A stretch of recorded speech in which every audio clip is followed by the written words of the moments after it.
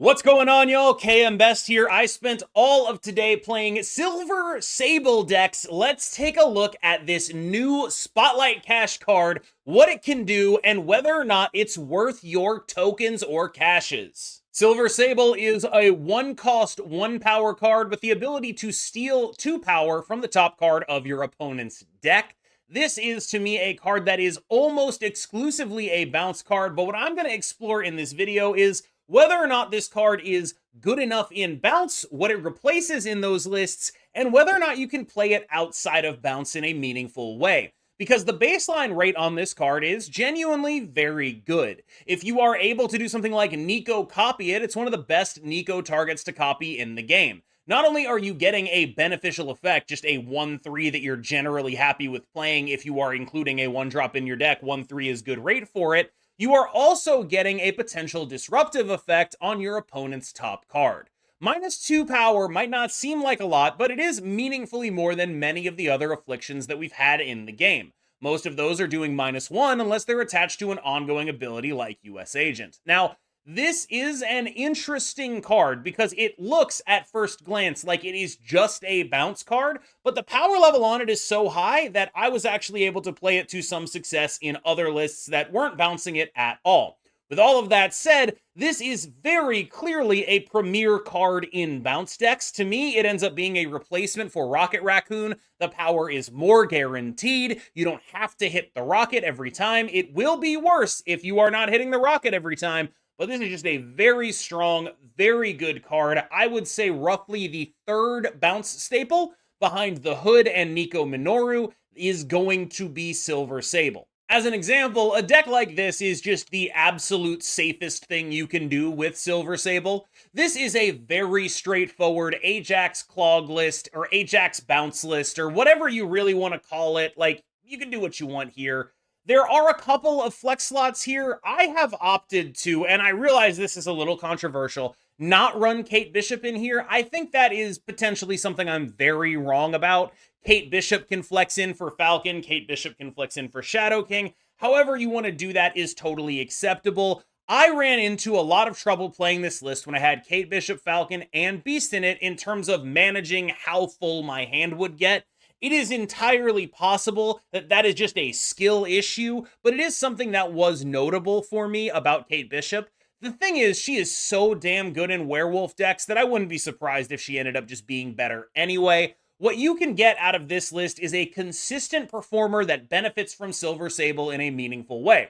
She is a meaningful upgrade to Rocket Raccoon, providing negative power to your opponent and positive power to you without making you stress out about where the Rocket Raccoon ends up. Her output being guaranteed is a big plus in a deck like this, and of course she even has some additional synergy because the negative power does actually give Ajax some extra points. Now this can be a downside actually because people are running Shang-Chi some of the time, so your Ajax having those extra points might make it actually vulnerable to Shang-Chi. Keep an eye on that. It is something to pay attention to. Between that, the White Widow, Widow's Kiss, there are potential situations in which you think you're playing around Shang-Chi, but you're actually not. It is something to pay attention to when you play this list. Otherwise, very straightforward, solid Silver Sable, the exact safest thing to put her in. It is running the 3 best cards for a bounce deck to run. Silver Sable is now one of those cards. Getting a little bit weirder and more close to a pure bounce list, you end up with this list, which is cooked up by Yo Woody and Husky Puppies. I played it, and it was very fun and very reliable, and it is probably one of the better lists to play if you want to really optimize Silver Sable specifically. The other decks you play her in, she's just sort of good. In a deck like this, she can be the card that wins you games. The way this deck works is similar to a typical bounce deck, except you have Symbiote Spider-Man and the cards Hitmonkey and Sage to multiply on the final turn of the game. If Symbiote Spider-Man is able to merge with Hitmonkey or Sage, that on reveal will effectively happen again. Very powerful thing to do. When you do something like that, a lot of the time you'll have a Hitmonkey or Sage as part of your final turn, meaning the rest of your turn is going to be taken up by playing some 1-drops, which you really want to have high power. Silver Sable is absolutely one of those cards. If you play her once, she's a 1-3. If you bounce her once, she's a 1-5. If you bounce her twice, she's a 1-7. This is just great on rate. you are always happy to have a card that can basically scale up into being the size of a demon. That's a very, very powerful thing to do. Silver Sable is excellent in bounce shells, and I think that should be clear already. And this is a bounce shell that is built to maximize her, rather than leaning on what you might call crutches in the form of Ajax and Hazmat and things like that. This is another Yo Woody list that is trying to use Silver Sable to extremely damaging effect. Now, the way I play, I'm not aggressive enough snapping with this list as I should be, but the basic theory behind this list is we're fusing the bounce stuff with even more clog. And having a ton of clog is pretty valuable in the current metagame climate because of all the people who are doing things that involve playing a lot of cards. Even a deck like Sandman can be vulnerable to Clog when they are an Ultron deck so reliably. And so Clog ends up being a very consistent and majorly important player in how these decks play out. I think over all of these decks could be described as existing on the spectrum from Clog to Bounce. That's sort of her niche as far as where she is best used. Now, why is she best used in clog shells? I think it's very clear why she's best used in bounce shells, but it's probably a little less clear why she makes so much sense in clog. Clog shells are about restricting the output of what your opponent can do. When you are taking points off of their cards on the top of the deck, that is not the exact same as clogging them up because it's not attacking their board space, but it's working along the same lines of attacking their maximum output.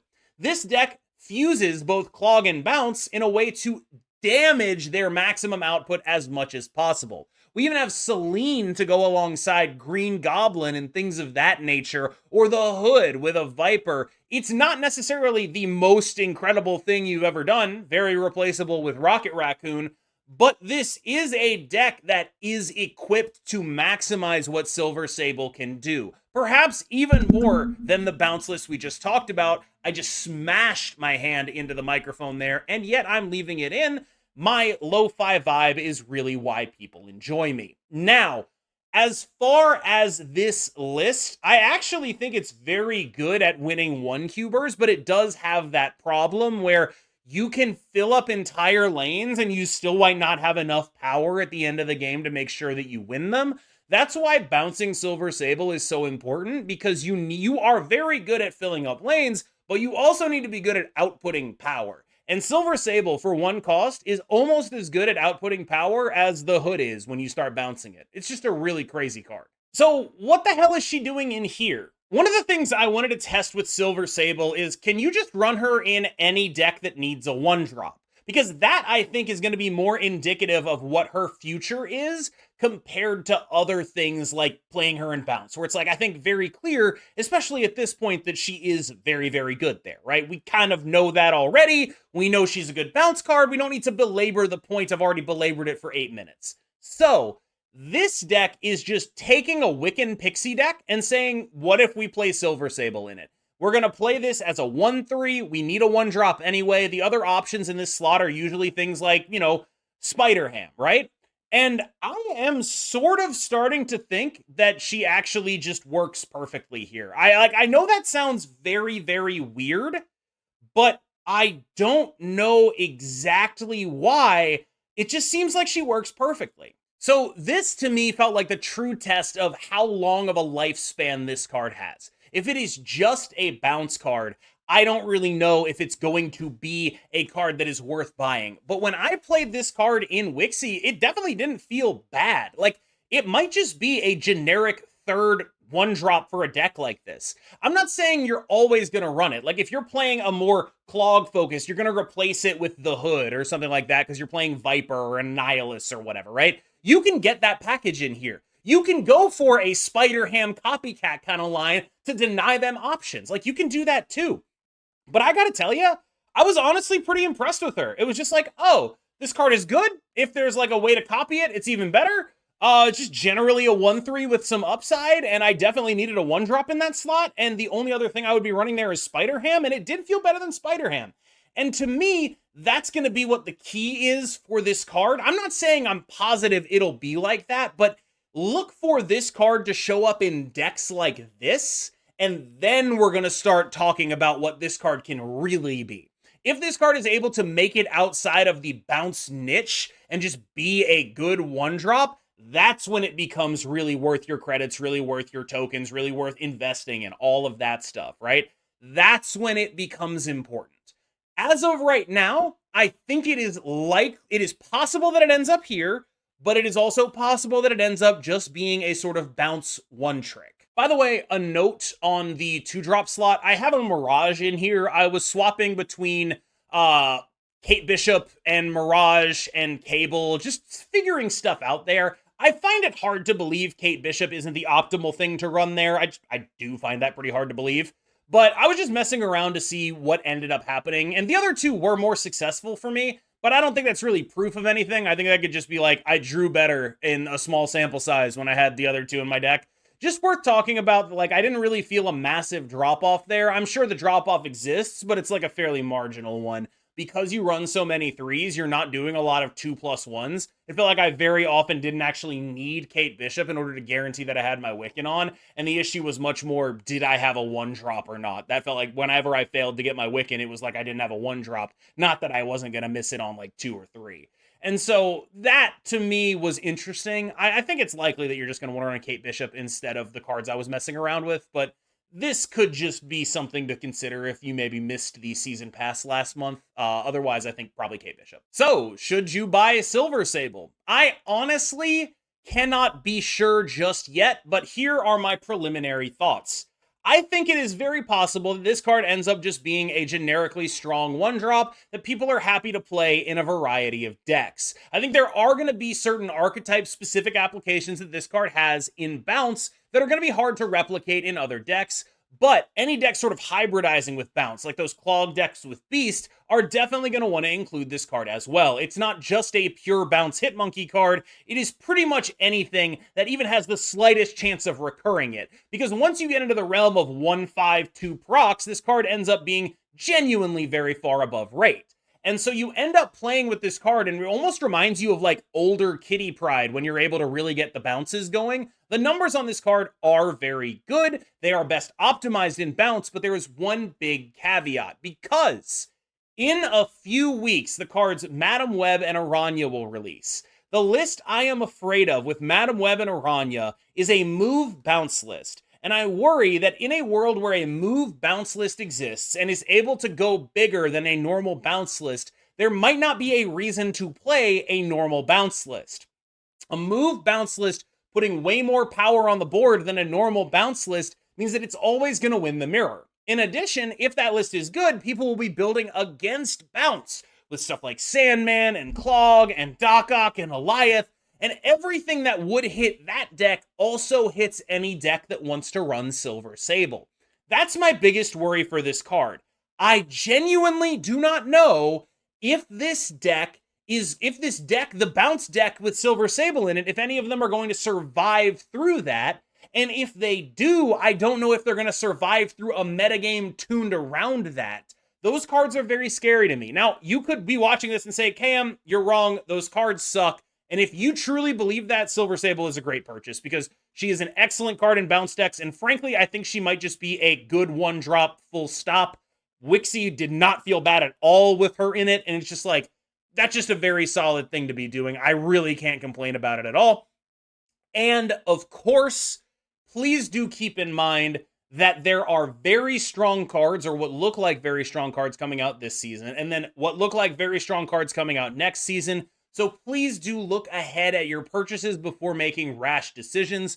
The things I would like to keep an eye on with Silver Sable, if I were you, these are the things I would keep an eye on. 1, whether it starts going into Wiccan decks as just a generically good 1-drop, whether it starts going into other mid-range decks as just a generically good 1-drop, whether it makes it out of bounce decks, and then 2, which unfortunately we won't be able to do until Silver Sable is out of the caches, how good is that move bounce list? Because if it's really good, I think Silver Sable could be in trouble. If it's not very good, maybe it ends up being totally fine. But if you start seeing people running Silver Sable in Sandman or whatever, or in Wiccan decks that aren't just me, or in like whatever Thena decks, suddenly you got to really start thinking about this card. So please let me know in the comments what you think about Silver Sable. I still read all the comments. I don't know why I do, But thank you very much. As always, we're going to put some gameplay on the back end. This is just gameplay with these decks with no particular focus on Silver Sable specifically. The one of these that was the best deck for me was the Wixie deck. I had a lot of success with that. I thought it was just like a very fun, very good deck, and she was pretty good in it, but she's not like highlight reel plays with that. So we're going to get a couple highlight reel plays of her at the beginning and then just like show what she is when you just play her like a normal card, so you can get a sense of like the full gamut of what this card can do. I hope you enjoy. As always, I've been KM Best. You've been phenomenal, and I will see you in the next one. Let's get into the gameplay. On the left. However, I felt like we couldn't reliably feel like that was going to be better.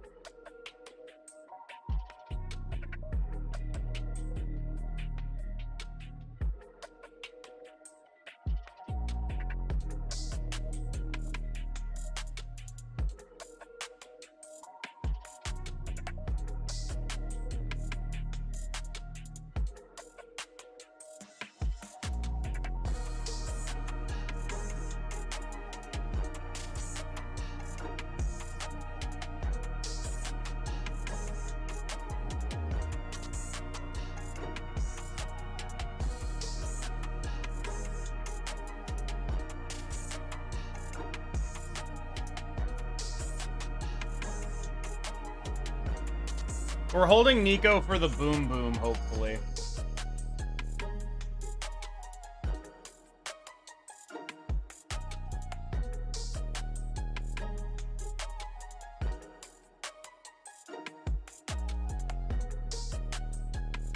She's been demon, she's been copy, she's been something already. I forget what it was.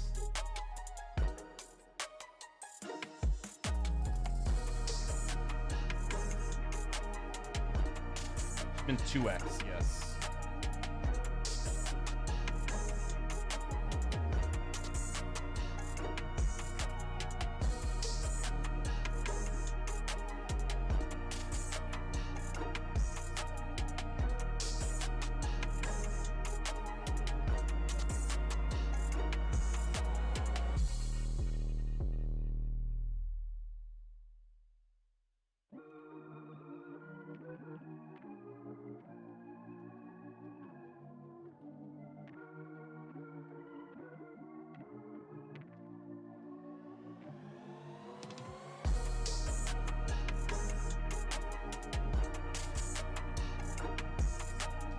There it is.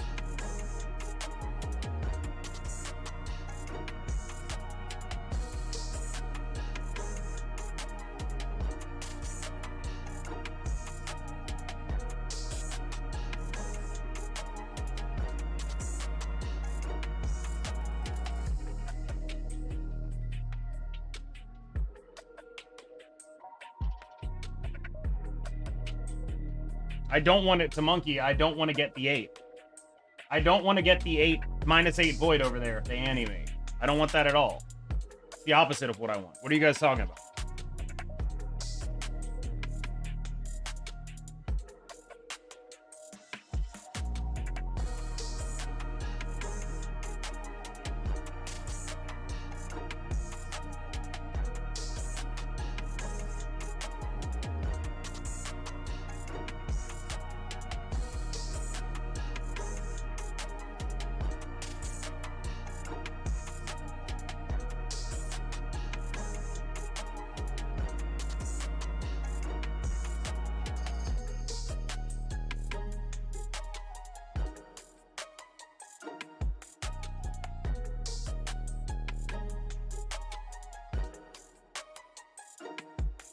Whoa.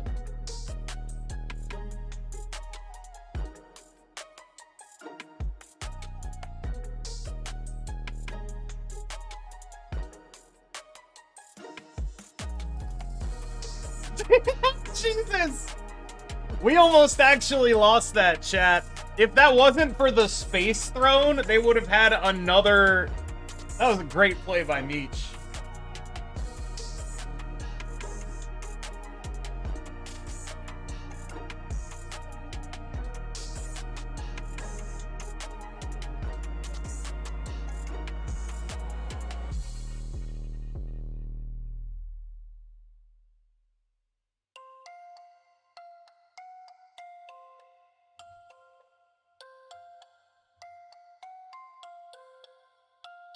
Oh, that's horrifying.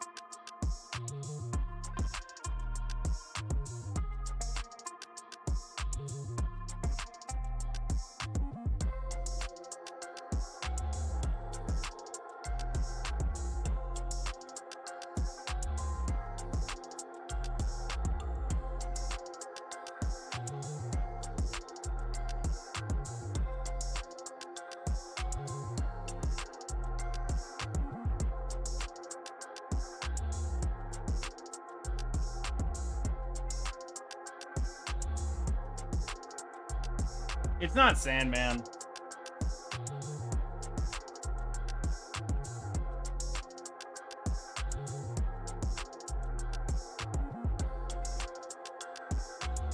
The real question is, how much is his power explosion gonna be versus how much is my power explosion gonna be?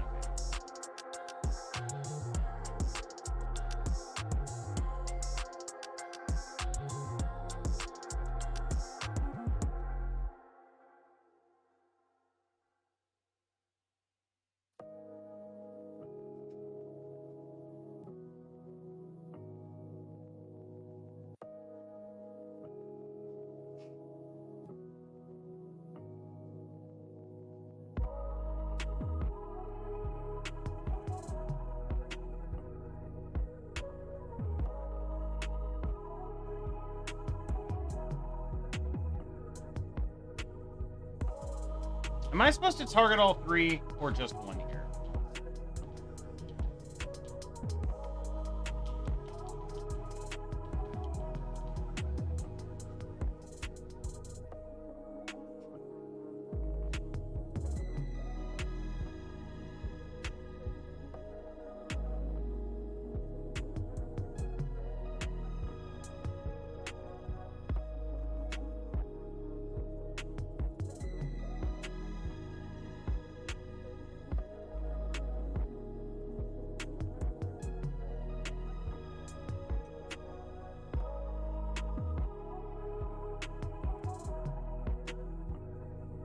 I am minding the monger.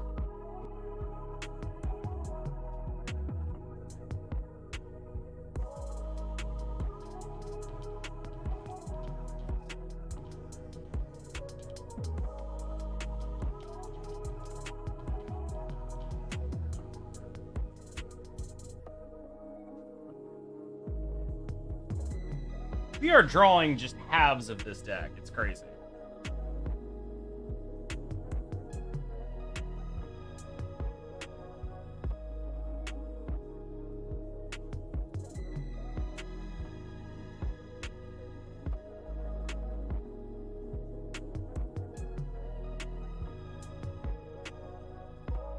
My God.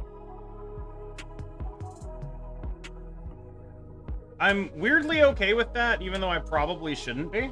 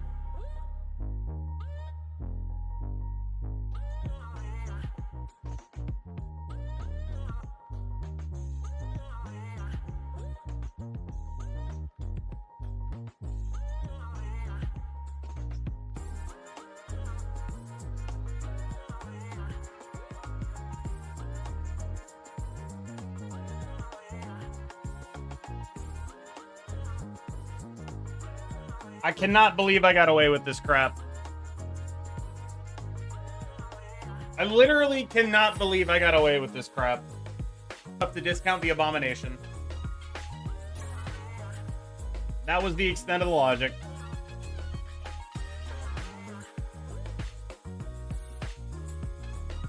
Literally, that was as far as we got.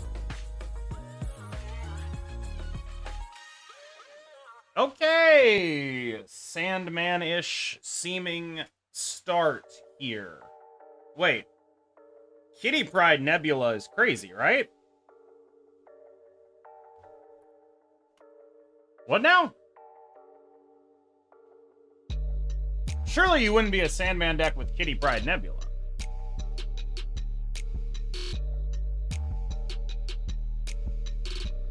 Maybe you would.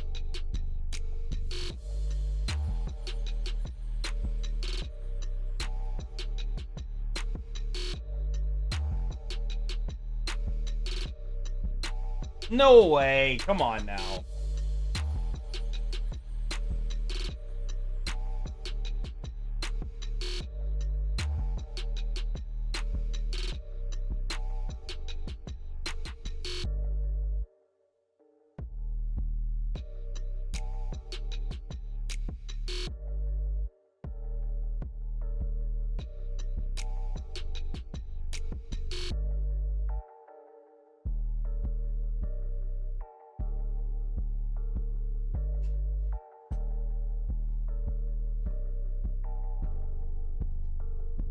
I don't know why I didn't play that over there.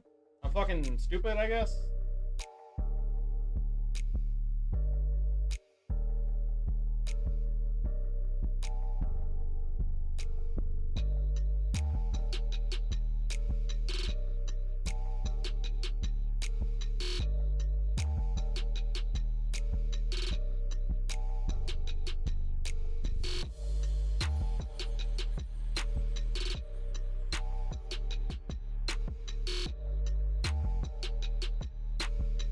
Okay, it ain't Sandman.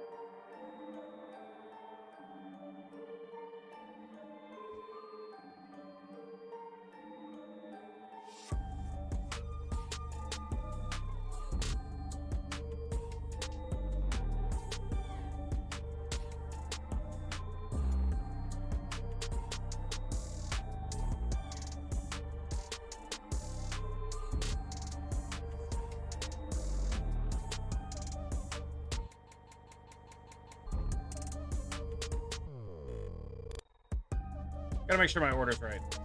Black Swan, Nico Minoru Hood.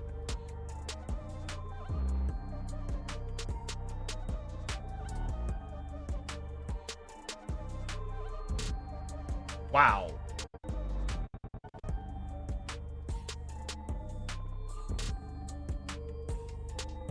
Well, we still draw 2, unfortunately for them.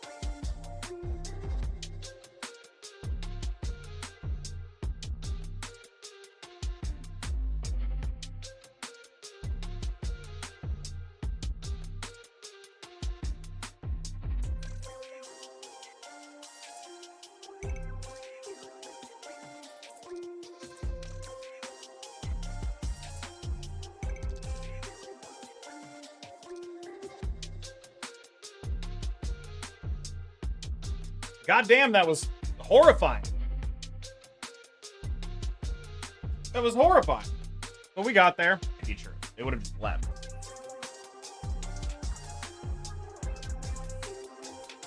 How can I replace speed? Cassandra Nova? Would be great in this matchup.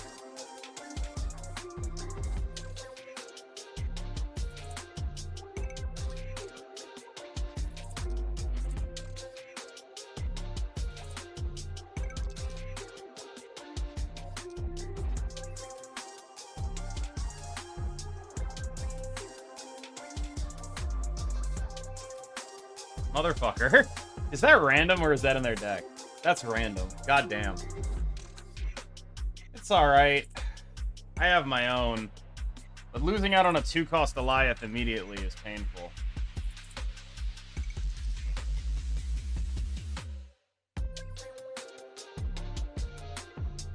Oh my god, we're getting owned. Holy shit.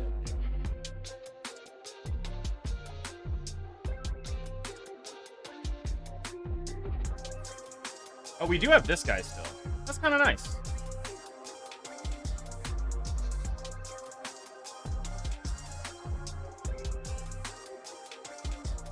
See, now we're ahead on energy. It ain't nothing.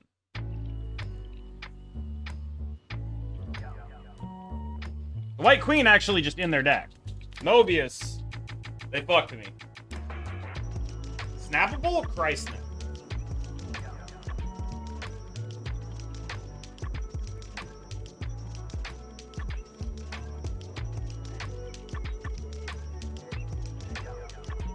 Wow. I feel like if I were them, I would regret that.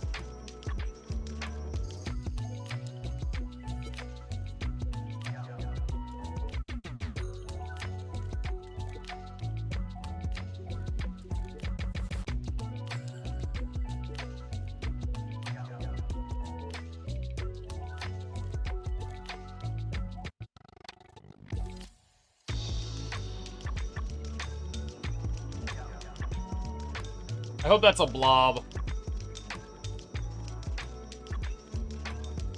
Oh! Let's go, baby.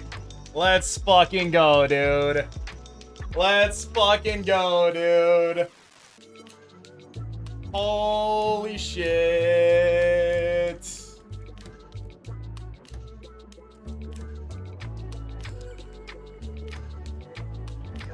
What's my copycat? Relevant? Alright. Like...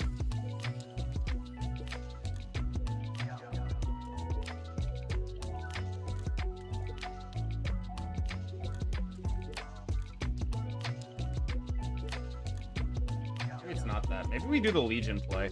Should we do the Legion play?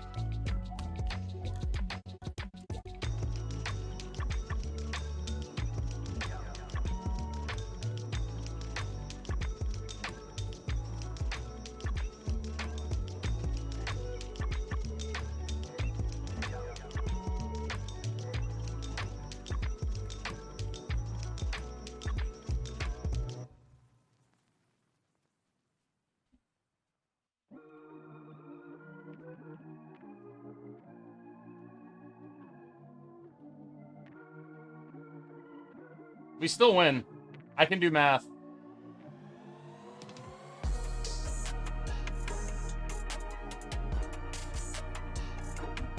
Good thing I didn't make the fucking Legion play. Jesus, dude.